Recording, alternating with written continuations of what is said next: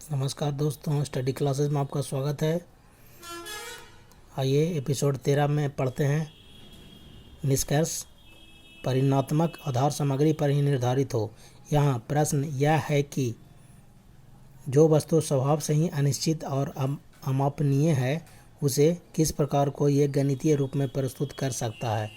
इसके उत्तर में व्यवहारवादियों का कहना है कि आधार सामग्री की खोज के प्रकाश में पुरानी आधार सामग्री और प्रकल्पनाओं को बार बार ठीक करते रहना चाहिए और प्रकल्पनाओं के प्रकाश में नई आधार सामग्री का संग्रह करने का प्रयत्न करना चाहिए। अब देखिए 5 मूल्य। व्यवहारवादी मूल्यों और तथ्यों को अलग अलग करने में विश्वास करते हैं। विश्लेषणात्मक अन्वेषण में इन दोनों को भिन्न होना चाहिए, जिससे नैतिक और अनुभविक आयामों को अलग अलग तरीकों से देखा जा सके। वैध होने के लिए वैज्ञानिक परीक्षण को नैतिक या आचार शास्त्रीय पहलुओं से मुक्त होना चाहिए। इस कारण वैज्ञानिक जांच पड़ताल का मूल निरपेक्ष होना बहुत आवश्यक है। लेकिन वैज्ञानिक विश्लेषण में कई बार मूल्यों के अध्ययन को लाना पड़ता है, क्योंकि वे राजनीतिक व्यवहार को निर्धारित करते हैं, जैसे चुनाव। इस प्रकार के मामलों में शोधकर्ता को अपने व्यक्तिगत मूल्यों को कठोरता से अलग रखने की आवश्यकता है। राजनीति के कृत्यात्मक पक्ष का वैज्ञानिक अध्ययन अनुभविक प्रणालियों के माध्यम से किए जाने के कारण नैतिक प्रश्नों से उसका कोई संबंध नहीं रह जाता है।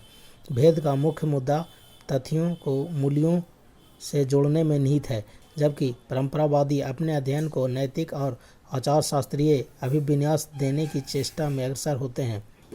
वहीं व्यवहारवादी मूल्य निरपेक्ष विवरण प्रस्तुत करने का प्रयत्न करते हैं। लियो स्ट्रॉस के अनुसार सारे राजनीतिक कार्यों का लक्ष्य या तो परीक्षण या परिवर्तन है। जब परीक्षण की इच्छा होती है तो हम हर हालत में परिवर्तन को बुरी दिशा में होने से रोकना चाहते हैं। जब हम परिवर्तन की इच्छा करते हैं तो हम पहले से बेहतर को अस्तित्व में लाना चाहते हैं। इसलिए हर राजनीतिक कार्य अपेक्षापूर्ण अच्छाई या बुराई के विचार से मार्गदर्शित होता है, लेकिन अपेक्षाकृत अच्छाई या बुराई के विचार का निहितार्थ यह है कि अच्छा क्या है। इसलिए हर राजनीतिक क्रिया की अपने आप में अच्छे समाज के ज्ञान के प्रति एक निर्दिष्टता निहित है, क्योंकि अच्छा समाज ही पूर्ण राजनीतिक अच्छाई है। एक बात ध्यान देने योग्य है कि हम सभी व्यवहारवादी मूल्य आधारित सिद्धांत के विरुद्ध नहीं हैं। डेविड स्टर्न ने भी मूल्य आधारित सिद्धांत का बाद में समर्थन किया है। उसने कहा, अतः हमें अपने ज्ञान की सीमाओं को समझने के लिए उन मुख्य आधारों वाक्यों के बारे में जागरूक होना चाहिए जिस पर यह आधारित है और जिन विकल्पों के लिए इस ज्ञान को इस्तेमाल में लाया जाता है। अंत में हम कह सकते हैं कि परंपरावादियों की यह मान्यता है कि व्यवहारवादी राजनीति सिद्धांत के आधार वाक्यों को कुछ सीमा तक वैध समझा जाना चाहिए और मूल आधारित होने की दिशा में इसका संशोधन किया जाना चाहिए, ताकि अपरिष्कृत व्यवहारपरकवाद के भार को समाप्त किया जा सके। परंपरावादी और व्यवहारवादी दृष्टिकोणों के बीच कार्यकारी संश्लेषण की स्थापना करने के उद्देश्य से सिबले यह परामर्श देता है। लेकिन यदि राजनीति में न केवल उस आचरण को समझना है जैसा वह विशिष्ट परिस्थितियों में हो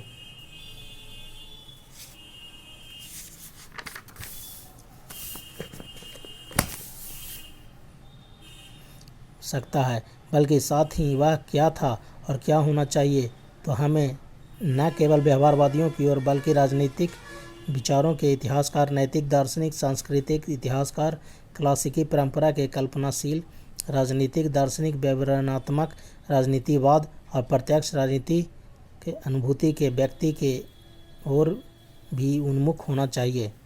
अब है 2.5.3 आलोचनात्मक आकलन, क्रिटिकल एस्टीमेट। दूसरे विश्व युद्ध के पश्चात राजनीतिक सिद्धांत के विकास के आलोचनात्मक अध्ययन से पता चलता है कि यद्यपि विशेष तौर से अमेरिकी अध्येताओं ने व्यवहारवाद का व्यापक समर्थन किया है, फिर भी इसकी आलोचना भी की गई है।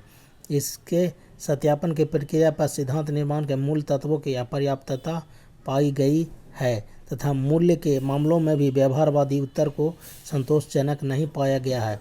व्यवहारवादी राजनीतिक सिद्धांत की कुछ सीमाएं हैं जो इसकी कमजोरी का बिंदु है। व्यवहारवादी सिद्धांत को आलोचना दो आधारों पर की गई है, एक इसकी कार्यप्रणाली और दूसरा विषय वस्तु।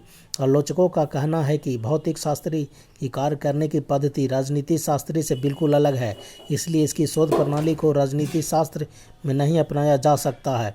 मापन तकनीक, प्रमाणीकरण इत्यादि ऐसे उपाय हैं जिसकी उपयोगिता भौतिक जगत के अध्ययन के लिए है, लेकिन इसकी उपयोगिता पर प्रश्न चिन्ह लग जाता है जब हम व्यक्ति की भावनाएं, प्रेरणा, अभिवृत्ति और मूल्यों पर इसे लागू करने की कोशिश करते हैं। रूढ़िवादियों के अनुसार राजनीतिक ज्ञान का महत्वपूर्ण हिस्सा दार्शनिक है, यह व्यवहारवाद के साथ नहीं जाता है।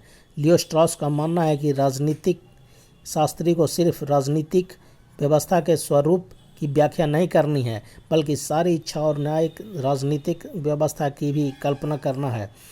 व्यवहारवादी मूल्यों को तथ्यों की बलिवेदी पर कुर्बान कर देते हैं और इस प्रकार अनुत्पादक राजनीतिक सिद्धांत प्रस्तुत करते हैं।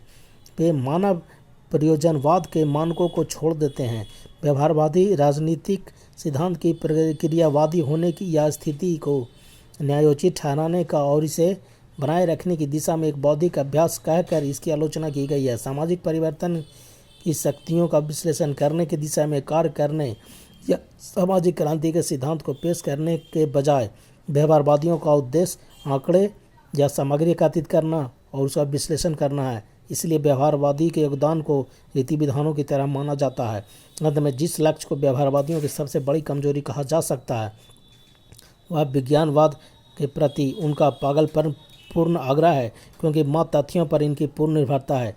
लेकिन व्यवहारवादी भूल है कि एक व्यक्ति के लिए जो तथ्य है वह दूसरे के लिए कल्पना। आलोचकों का मानना है कि व्यवहारवादी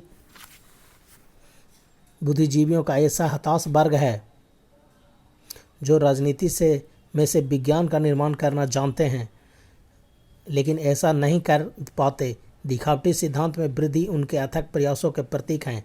यह उन निगमनात्मक सिद्धांतों का अभाव दिखाता है जो संपर्क में है और यही उनकी दुविधा का प्रमाण है।